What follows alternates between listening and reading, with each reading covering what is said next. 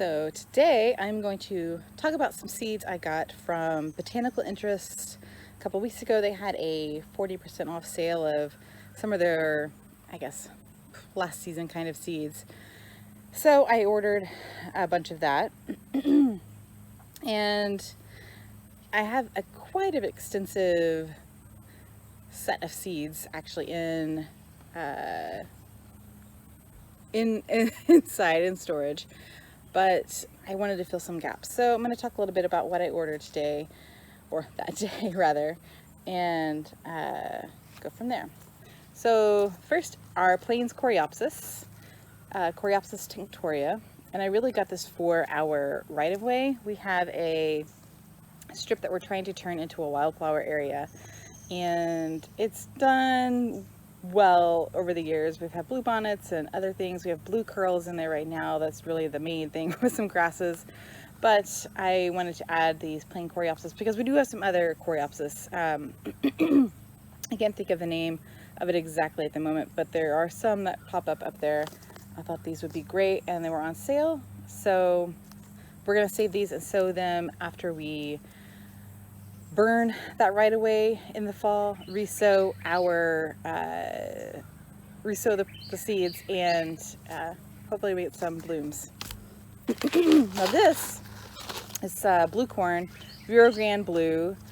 I actually bought this for my dad. He has been interested in doing some gardening. He built a garden for my mom a few years ago, and I don't know, he retired, he's done some work and kind of retired again, and he's kind of taken over that garden bed. And so I got this for him for his birthday upcoming. So if you're watching this, Dad, it's a spoiler birthday present for you. As always, a favorite, Nerotoscana Kale. I really like this kind of kale. I like the texture of it. I really like making kale salads, or rubbed kale salads. You just kind of get a little bit of oil, some olive oil, and massage the kale really well. And then you put some like coarse sea salt. And I like to put a little tarragon vinegar. You could use whatever vinegar you wanted, or salad dressing. But that is kind of what I enjoy doing. I got 2 packets of common milkweed, Asclepias syriaca, and it is actually not a native species to Texas. Texas Parks and Wildlife has a great PDF of what is native to Texas, and I will actually put that in the show notes here for people to check out. But I find the common milkweed has done well in our garden. It's spreading by rhizome. I've definitely noticed some runners coming up in areas that I've not planted. It just seems to be pretty sturdy, if you will, than some of the other milkweeds native to North America. We've tried getting a couple others established here with varying degrees of success. So even though this one's not specifically native to Texas, it is native to North America, and I enjoy it, and the butterflies enjoy it as well. Another milkweed, Asclepias speciosa, Showy Milkweed, and we're actually trying to get some of this started as well. I believe this is native to Texas. I could be wrong, but it would be more like the northeastern portion of the state. And we actually have seeds of this started already, but I went ahead and bought more because we had such a good germination rate of them that I thought it would be great to add in and get some more seeds. I've also got red giant mustard. It's a mustard that we really enjoy. I don't know why I bought 2 packs, other than maybe they're on sale, and I figured it'll keep another year. I need to do better about my greens. We have not covered our greens in previous years, but I think we should cover them. The various caterpillars that attack brassicas love our garden, and red giant mustard as well. But this is a plant that we really enjoy. Getting into, I'll finish the edibles and then get into some flowers.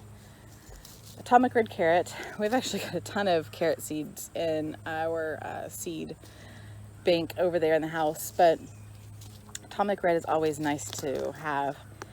just that bright red color. And you know, carrots, they're just really fun to grow. When you pull them out of the ground, you never know what they're going to look like, what shape they're going to come out as, because who knows what they grew around down in the soil. So it's just something really kind of cool.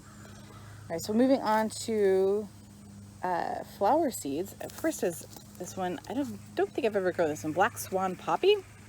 I like growing the Lauren's Great Poppy. I've grown it several times, but I've never tried these, and they were just too enticing to pass up.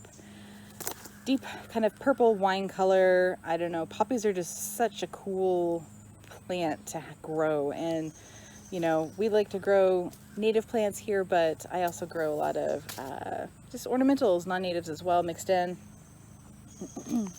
This is a neat looking one. It's Blue Planet Ageratum, Agaritum houstonianum.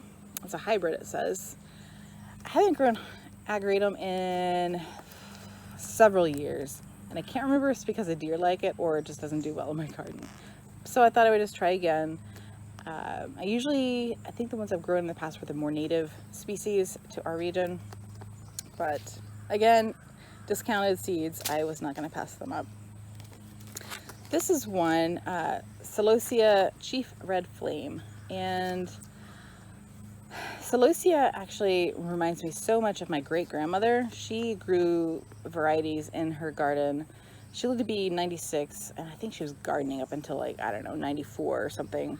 And it's a plant that I remember growing a lot, not growing, but playing with at her house. We would pull the flowers off and the seeds and just kind of spread them everywhere. It probably aggravated her to no end when it came up all over her garden later, but I thought I would give it a try. I think I grew some Celosia, the more plume one. I don't know if that's a different species or not. Again, it's not a plant I normally grow, so I'm not as familiar with it. I think I grew it in maybe a seed mix a few years ago. But again, I'm going to try this next year. A lot of these, again, I'm not planting anytime soon.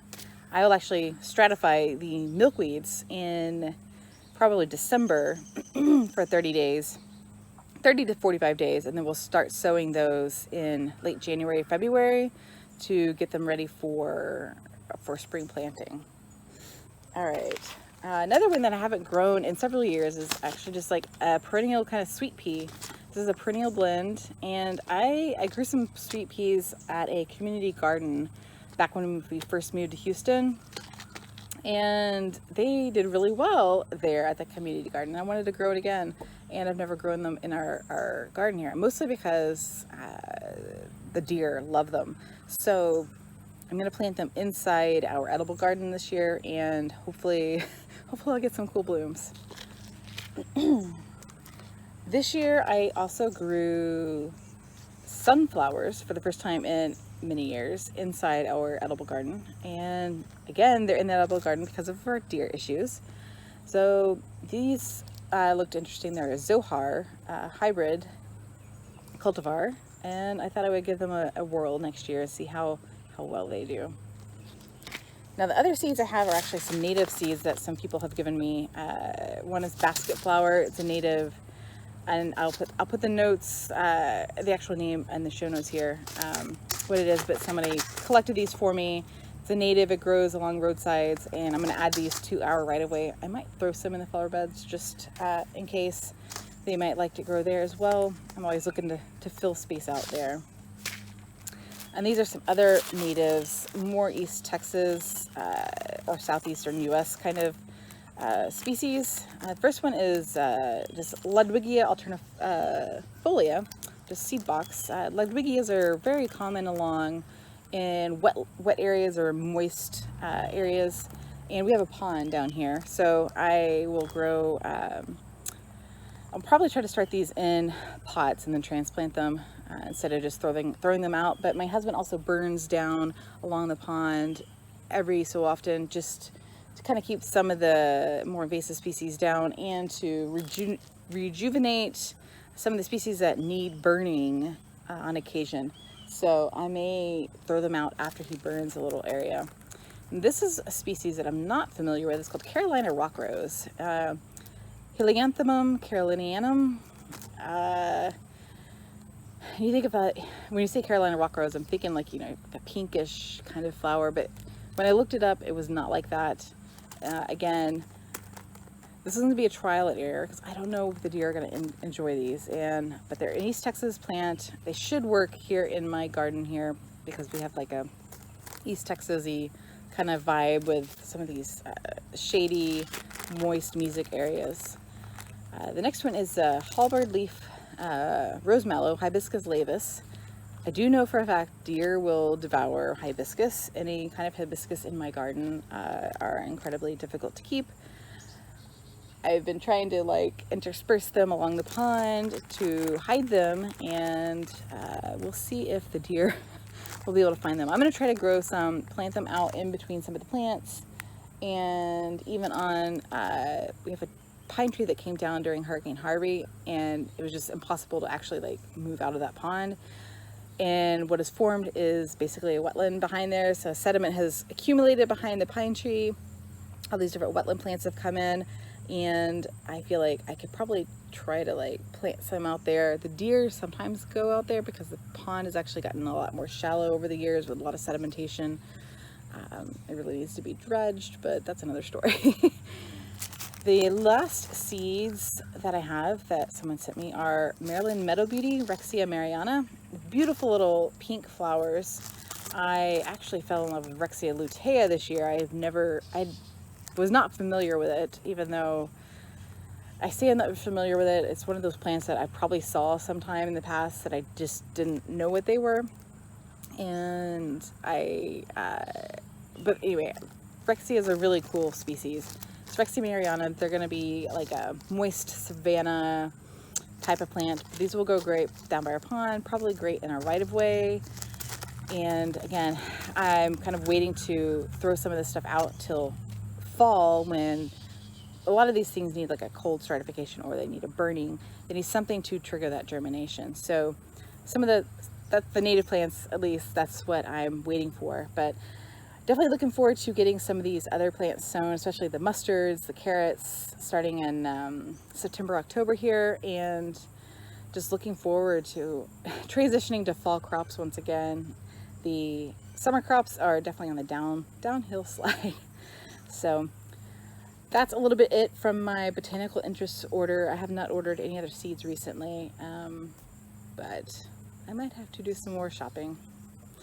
All right, well, until next time, thanks for listening and watching, because I'm posting this on YouTube as well. And if you guys have any questions about the seeds, or I'm going to put a link to all of them on the show notes for the podcast, so you can check that out as well. All right, bye.